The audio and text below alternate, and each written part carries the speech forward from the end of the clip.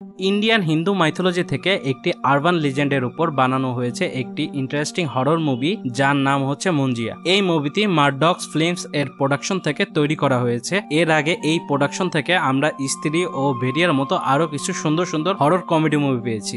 এই মুভির ট্রেলার দেখে বোঝা যাচ্ছে এটি অনেক ইন্টারেস্টিং হতে যাচ্ছে। আজকে আমরা এই ভিডিওতে এই মুভির ট্রেলারের ব্রেকডাউন ও এই এন্টিটি মুঞ্জিয়া সম্পর্কে জানবো। এই এন্টিটি মুঞ্জিয়া সব সময় একটি পিপল গাছের উপর থাকে। পিপল গাছকে বাংলায় অশ্বগন্ধা ও হিন্দু ধর্মের দেব বৃক্ষ নামে ডাকা হয়। এখানে এই এন্টিটি মুঞ্জিয়ার জন্ম কিভাবে হয়? লোককথায় প্রচলিত আছে যে কোনো বাচ্চার মাথা মুন্ডন বা টাক করার পর তার কিছুদিনের মধ্যে যদি সে মারা যায়, যদি তার কোনো অপূর্ণ ইচ্ছা থাকে, তখন সে মুঞ্জিয়া হয়ে যায়। আর এই মুঞ্জিয়া অনেক শক্তিশালী পেত হয়ে থাকে আর তার অপূর্ণ ইচ্ছা পূরণ করার জন্য এই পৃথিবীতে অতিরিক্ত আত্মা হয়ে এই পিপল গাছের উপর থাকে।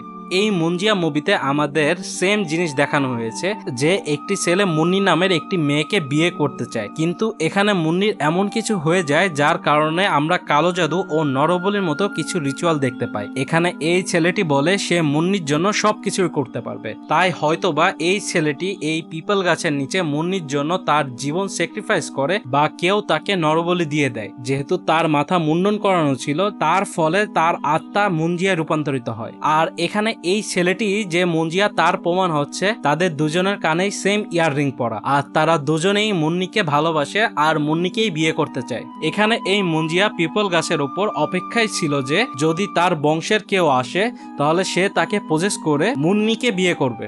আর এরপরই আমাদের মুভিতে বিট্টু, তার মা, তার নানি অথবা দাদিকে দেখানো হয় যারা ওই মুঞ্জিয়ার বংশেরই ছিল। এখানে বিট্টুর মা ও তার নানি অথবা দাদি বিট্টুর কাছ থেকে তাদের গ্রামের এই পিপল গাছের কাহিনী গোপন রেখেছিল। এখানে হয়তোবা বিট্টুর পরিবার ঘুরতে তাদের গ্রামে যায়, তখন বিট্টু ঘুরতে ঘুরতে এই পিপল গাছের কাছে চলে আসে। সে ভুলবশত কোনোভাবে মুঞ্জিয়াকে জাগিয়ে দেয়। এখানে আমার মনে হয় বিট্টু এই গাছের নিচে দাঁড়িয়ে প্রস্রাব করে, যার ফলে মুঞ্জিয়ার আত্মা জেগে যায় আর বুঝতে পারে বিট্টু তার বংশেরই কেউ, তাই সে বিট্টুকে পজেস করে। এখানে মুঞ্জিয়া বিট্টুর পিঠে তার হাতের ছাপ বসিয়ে দেয়। এই ছাপের ফলে সন্ধ্যা হলেই মুঞ্জিয়া বিট্টুর কাছে চলে আসে আর সকাল হলে তাকে আবার ওই গাছে ফেরত চলে যেতে হয়, কারণ ওই গাছের সাথে সে একটি বন্ধনে আবদ্ধ রয়েছে। এখানে মুঞ্জিয়া বিট্টুকে তার গ্রামে গিয়ে মুন্নিকে বিয়ে করার জন্য নানাভাবে ফোর্স করতে থাকে, আর তা না হলে সে সবাইকে মেরে ফেলার হুমকি দেয়। এই মুঞ্জিয়াকে শুধু বিট্টুই দেখতে পাচ্ছিল, আর যদি মুঞ্জিয়া চায় তাহলে অন্য কেউ তাকে দেখতে পাবে। এখানে বিট্টুর দাদি অথবা নানি, যাকে মুঞ্জিয়া সম্ভবত ভয় পেত,